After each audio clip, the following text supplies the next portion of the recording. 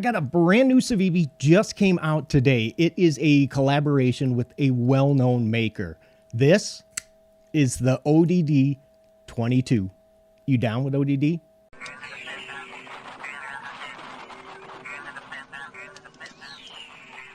Now, up on the screen are going to be the specs. They're all measurements I went ahead and took myself, but you know, I'll have them listed for you down in the description, along with like the links to buy and the coupon codes. Now here's just a few quick size comparisons so you can get an idea of the true size of knife we're working with here today. And up on top, of course, we got the Rat 2, down below the Spyderco Delica 4. And it also kind of reminds me of the pintail here, like in how it functions, how it feels in hand, even like the overall size is similar.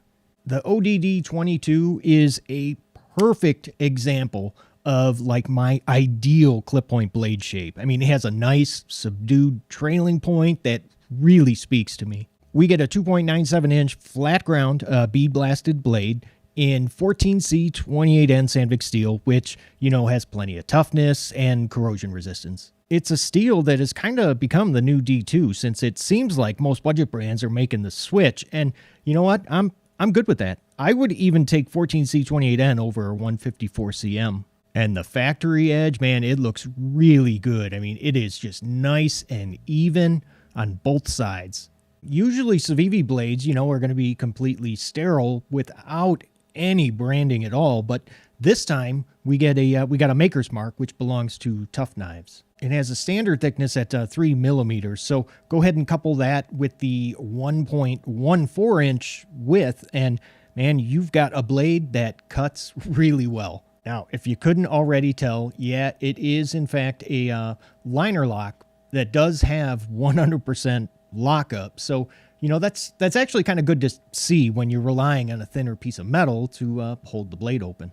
It has a 4.17 inch handle length, which is plenty of room for my medium-sized hand. Mine has some pretty thin black G10 scales with pretty decent traction. I mean, but it's also going to be available in a micarta version, and then there's another one in wood. Those scales are just going to be flat, so there's no contouring going on. So that just means, you know, it's not necessarily going to like hug the palm of your hand, but it does keep that overall thickness under a ½ inch. I really like how this handle is wider, you know, the closer that you get to the pommel end, because this actually, it does two things. It hides more of that blade, you can see, while it's closed. So there's going to be less exposed to get marked up and scratched by, I don't know, like your car keys or whatever else is in your pocket at the same time as the knife. And I think it gives you a more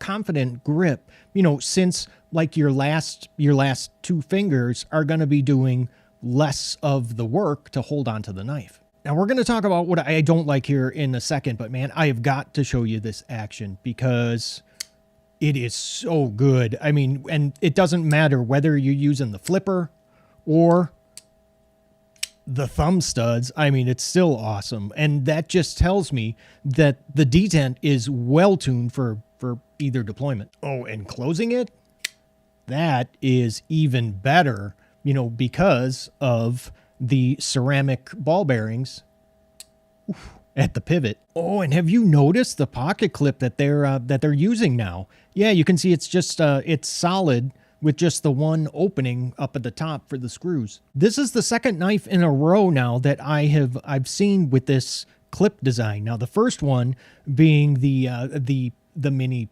Praxis here, which actually I recently reviewed. So just go ahead and tap on that link up in the corner to watch. The new clip design does noticeably affect, oh yeah, the tension. So if you thought like the older one, like on this pintail, had like too much give to it, you are really gonna like this because, oh, it's definitely stiffer. I have the same minor gripe with this ODD 22 as I do with this Sencut Acumen. They both have like a really short grip area with no forward finger choil. I mean, why not just widen that already, you know, large sharpening choil? I mean, yeah, you're going to go ahead and you're going to lose some of that sharpened edge, which I know is pretty valuable on a shorter blade like this. Since the thumb studs, I mean, are already in the cutting path anyway, why not just put in a finger choil so people with larger hands can choke up for a full 4-finger grip? So should you buy the ODD 22? Well, for under $60, you get a good looking sub 3-inch clip point blade in a really nice budget steel that not only cuts well, but also has the multiple opening options and action. And that is just like out of this world. I think that's a pretty good deal for a licensed design from like a well-known maker in the knife industry.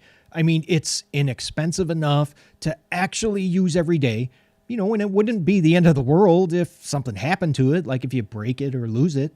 I know that the liner lock is going to turn some of you off, but I got to tell you, you are really going to be missing out on a nice little knife. Right about now, there's a video up on the screen that I personally picked out for you to go ahead and watch next. And hey, if you haven't already, consider subscribing if you're looking for knife reviews. They get right to the point. All right, hey, I got to run, but thank you so much for watching. I love you guys, and I'll see you at the next video. Take care.